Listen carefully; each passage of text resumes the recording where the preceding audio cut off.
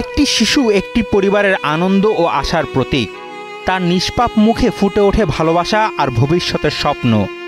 শিশুটির প্রতিটি পদক্ষেপই যেন পরিবারের আগ্রহের বিষয়। কিন্তু অনেক শিশুর গল্পটা হয় ভিন্ন আর বেদনাবিধুর। মৌলভীবাজারের সীমান্তবর্তী মুরইছড়া চা বাগানে জন্ম শিশু গোপাল সাঁওতালের। ৩.৫ বছরের গোপাল চা শ্রমিক সঞ্চরী সাঁওতাল ও অনিল সাঁওতালের একমাত্র সন্তান।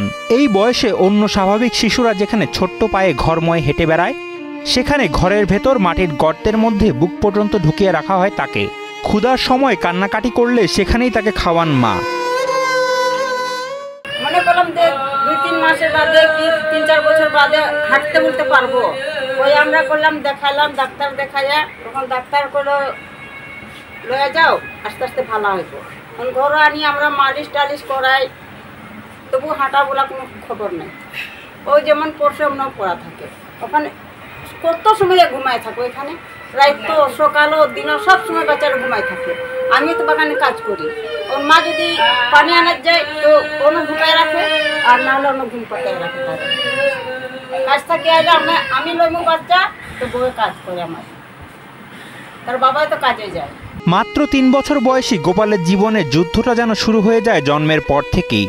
জন্ম থেকেই শারীরিক ও মানসিক প্রতিবন্ধকতায় ভুগছে গোপাল। এখন যে কোনো ব্র্যান্ডের পুরাতন এসি বদলে নতুন ওয়ালটন এসিতে উপভোগ করুন 25% ছাড়। এখনো হাঁটতে এবং কথা বলতে পারে না শিশুটি। ঘরের গর্তে রাখলে শিশুটি কিছুটা দাঁড়াতে পারে। জন্মগতই খালি এরকমের রোগ খারাপ হতে পারে না, বইতেও পারে না, গাতা ঢুকায়া রাখি, বালিশ দিয়া বোয়ায় রাখি, কত কষ্ট হয় করে দিয়ে বাচ্চাটা লাগে, কিছু করতে পারছি না। এখন টাকা পয়সা নেই, আমরা গরিব মানুষ, কাহা যাব, কে বলবো? এখন আমাদেরকে ভিক্ষা না মাংলে আমাদের এরকম রুগীকে আমরা ভালো করতে নাই পারবো। গোপালের সুস্থতার জন্য চিকিৎসক নিয়মিত ফিজিওথেরাপির পরামর্শ দিলেও অর্থাভাবে তা হচ্ছে না।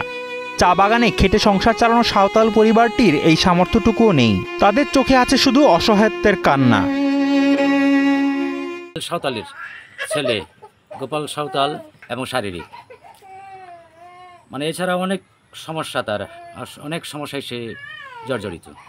তো সেজন্যে আমি মনে করি সরকারি এবং বেসরকারিভাবে তার প্রতি কৃপা নিবেদন করে যদি আর্থিক করেন, সহযোগিতা করেন, তো আশা করি এই ছেলেটিকে আপনার করা যাবে, সুস্থ করা যাবে, যার ফলে তার মার হাসি ফুটবে। সন্তানের কষ্টের কান্না দেখে যেন অসহায় মায়ের বুক ফেটে যায়। সভ্য সমাজের একটি ফুটফুটে শিশুর জীবন একটি গর্তে আবদ্ধ হতে পারে না। সমাজের সকলের প্রচেষ্টায় গর্তবন্দী জীবন থেকে গোপাল পেতে পারে সুন্দর ভবিষ্যৎ। মৌলভীবাজার থেকে মাহফুজ শাকিলের পাঠানো তথ্যচিত্রে ডেস্ক রিপোর্ট, শাহেদ আলম ফাহিম, কালের কণ্ঠ।